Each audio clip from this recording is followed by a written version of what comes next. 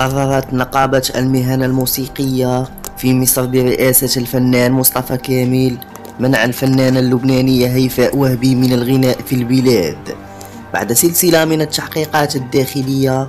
وجاء هذا القرار بعد شكوى تقدم بها عضو بالنقابة خالد التهامي ضد وهبي، مما دفع النقابة إلى اتخاذ إجراءات قانونية بحقها ومنعها الحصول على تصاريح الغناء في مصر.